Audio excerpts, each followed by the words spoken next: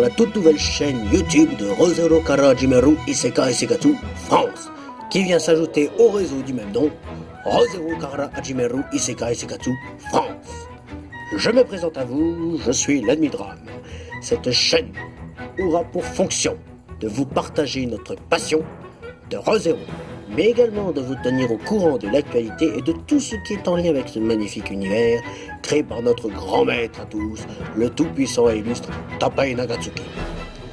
Et cette vidéo va prioritairement traiter de l'actualité de Re:Zero sur ces 2 derniers mois. Commençons dès lors par ce qui doit être commencé dans le commencement du commencement.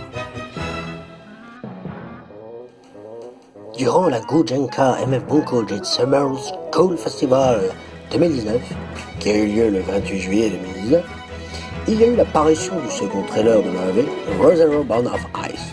Oui, excusez-moi pour mon anglais.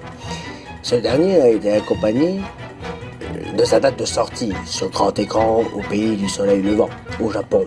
Et cette date de sortie est donc le 8 novembre 2019. Ce second OAV est plus conséquent dans la trame principale. En effet, il retrace l'histoire de la rencontre entre Emilia et Pac et les différentes aventures qu'ils ont eues jusqu'à leur arrivée au manoir de Roswell. Le OAV se place dès lors avant l'arrivée de Natsuki Subaru dans le royaume draconique de Unica.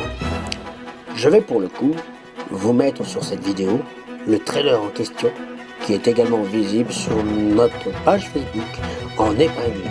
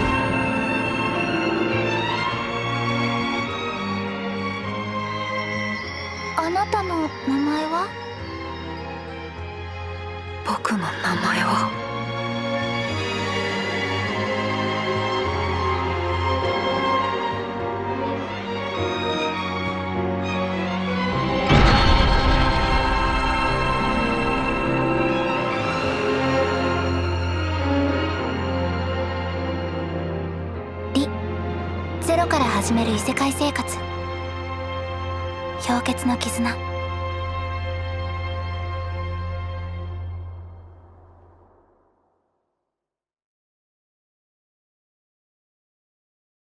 Autant dire que celui-ci paraîtra pour certains moins guimauve et bon enfant que le premier OAV, Re:Zero Memory Snow, qui reste cependant un magnifique ouvrage combinant tendresse et humour que j'évoquerai en intégralité dans une prochaine vidéo. Et là, je vois la question à 1 million de pesetas. Arrivée grosse comme le manoir de Roswell. La question suivante, quand sortira la saison 2 de Re:Zero, donc la trame principale, la suite? Et là, je répondrai de manière précise que cette date finalement n'a pas été dévoilée et que nous n'en saurons pas davantage avant la sortie du second OAV que je viens de précédemment évoquer. Le 25 septembre a été une très bonne crue pour les fans du light novel au Japon. En effet, tout d'abord, avec la sortie du tome 21 qui marque l'entrée dans l'arc 6 qui se nomme, en japonais, qui se dit Kyoku no Kae Hiro, qui pourrait se traduire en français mot pour mot par le couloir des souvenirs. Alors pour résumer un petit peu cet arc 6, donc là c'est une partie un peu spoil, si on veut le résumer en quelques lignes, ce serait que Subaru avec son équipe décide de se diriger vers la tour de garde des Pléiades, afin d'obtenir des informations sur la façon de résoudre les problèmes causés lors de la bataille de Pristella et de sauver les personnes dont les noms et les souvenirs ont été enlevés. Une citation est reprise notamment dans le tome 21, qui marque justement ce dernier, qui est la suivante. Quand tu te réveilleras, je veux que la première chose que tu voies, c'est mon visage. Donc en plus de ce tome 21, donc, qui qui est la continuité de la trame principale et qui nous fait rentrer dans l'arc 6.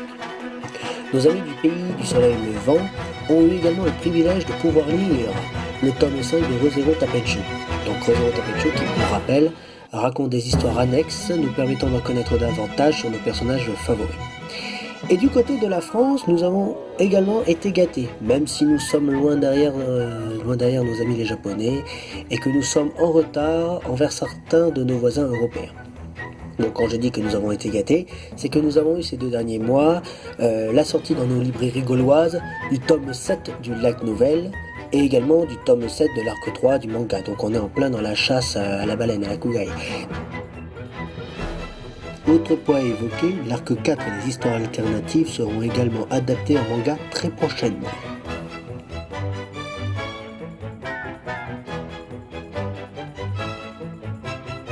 Voilà, j'espère que cette première vidéo sur l'actualité vous aura plu et que vous serez nombreux par la suite à nous suivre. N'hésitez pas à vous abonner à notre chaîne YouTube pour suivre les futures vidéos, à vous abonner à notre page Facebook, à nous suivre sur Twitter et à nous rejoindre sur notre Discord qui va s'élargir en partie sur l'univers d'Isekai Quartet, qui présente un nouveau fonctionnement également dans la gestion des camps, ainsi qu'un roleplay toujours animé par notre cher admin Pack et qui a de beaux projets pour le futur de ce dernier. Et moi, en attendant la prochaine vidéo, je vous dis à très bientôt. Bye!